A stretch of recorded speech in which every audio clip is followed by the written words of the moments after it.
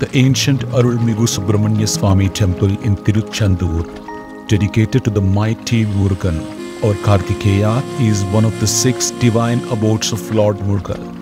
This sacred sanctuary, steeped in ancient history and devotion, is immortalized in the Skanda Purana, which narrates the heroic victory of Lord Murugan over the demon Surapadma.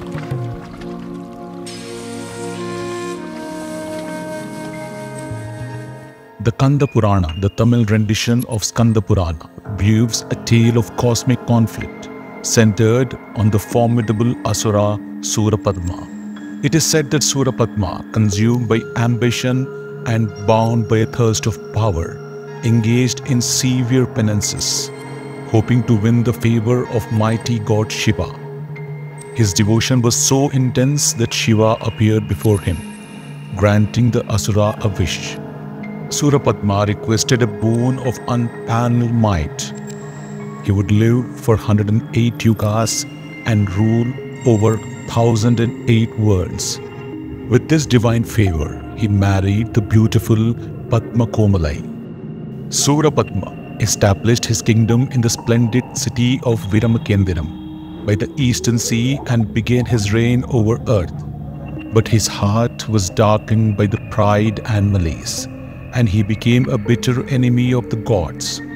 Driven by his insatiable desire for dominance, he harried the Devatas, attacking the sons of Indra and even setting his sights on the divine consort Indrani. In an attempt to escape his relentless advances, Indra and his wife fled to the mortal realm Earth. Undeterred, Surapadma's evil doings resulted in the wrath of Lord Murugan, the god of war and the divine son of Shiva. Murugan sent his emissary, the valiant Viravakudevar, to deliver a message of peace to Surapadma, urging him to abandon his unrighteous ways. But Surapadma, prideful and unyielding, refused to relent. The stage was set for a war. Murugan, resolute on his mission to protect the heavens, declared a fierce battle against Surapadma. The clash was cataclysmic, and one by one, Surapadma's sons fell before the divine warrior. Yet Surapadma, even defiant, refused to bow to fate. He fled to the depths of sea, where, in a desperate act of defiance, he transformed himself into a mango tree, seeking escape of his doom. But Murugan, relentless and unyielding, pursued him without hesitation. With a single swift stroke, the warrior god split the tree into 2. From its fractured form emerged 2 creatures, a cock and a peacock. Murugan, in his divine strategy, chose the cock to be his battle standard and peacock to bear him in his celestial chariot. Thus, the cock and peacock became eternal symbols of Murugan's power and might, forever linked to the defeat of Surapadma. It is said that in the hallowed land of Tiruchendur, where the seas meet the sky, the final battle between Murugan and Surapadma took place, a place where the asura was slain and the balance of the cosmos was restored.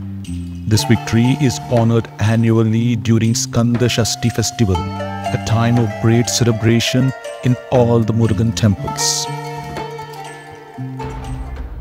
Yet, in the shadow of the 17th century, this revered temple faced an unprecedented ordeal. In 1646, amid the bitter conflict between the Dutch East India Company and the Portuguese, the Dutch seized the temple, transforming it from a place of worship into a fortified military stronghold. The sacred site, once a beacon of devotion, became a battleground in the relentless struggle for power. With Vasco da Gama's groundbreaking discovery of the sea route from Europe to India via the Cape of Good Hope, trade between India and Europe blossomed. The Portuguese, pioneers of this sea route, were soon followed by other European powers, including the Dutch, Danes, French and English. Between the mid-16th and 18th centuries, this exchange expanded rapidly, transforming the dynamics of international commerce.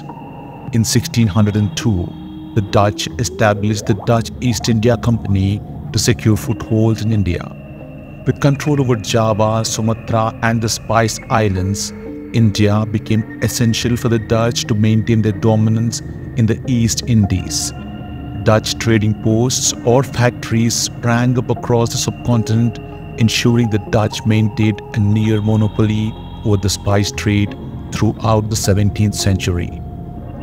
Amid these tensions, a treaty was signed between Madurai Nayakar and the Dutch, allowing them to build a fortification at the Kayalpattanam. This, however, directly clashed with the Portuguese interests in the region.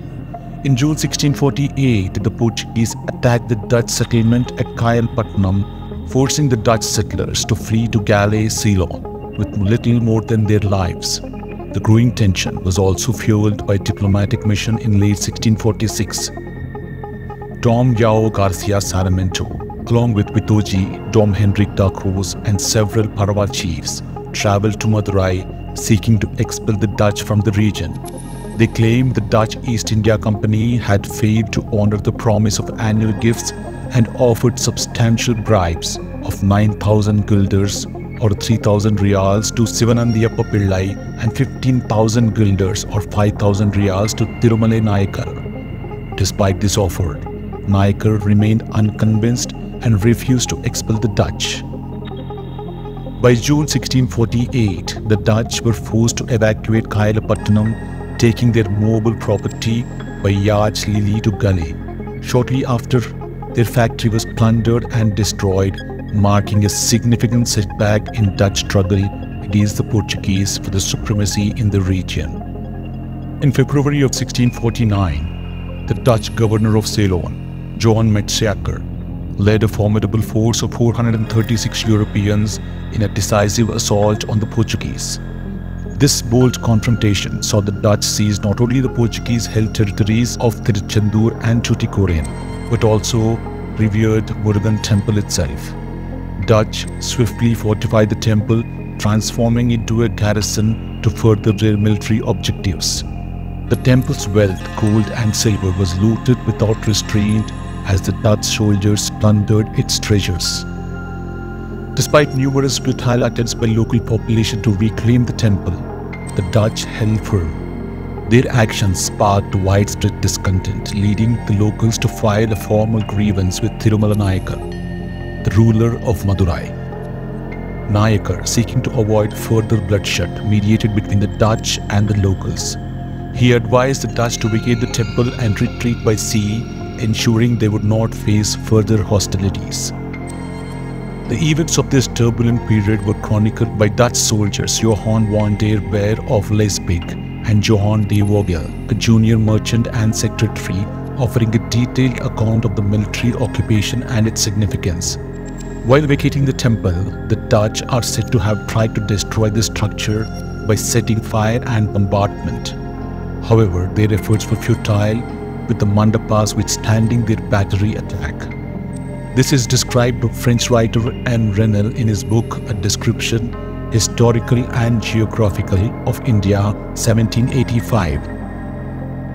While vacating Tiruchendur Temple, the Dutch decided to carry away the idol of the main deity Shanmukar and Sivanataraja, as they thought they were made of gold. Initial attempts to melt the idols with the metal proved futile, and they carried away the idols by sea. However, once at sea, there was a wild storm and the vessel shook violently. Frightened that the idols had caused the bad weather, the Dutch sailors threw away the idol at sea. Meanwhile, the loss of the idol was reported by locals to Vadamaleyappa Pillai, the local governor of Tirunelveli, for the Madurai Nayakar. Following which, Pillai ordered for a new idol to be made, and this was made and transported to Tiruchendur.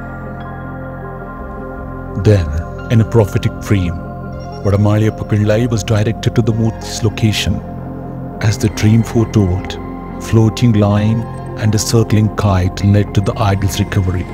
Thus, in 1653, Pillayan retrieved them and restored the original Murtis, consecrating the replacement at Tiruparanteswara Temple in Palamkota.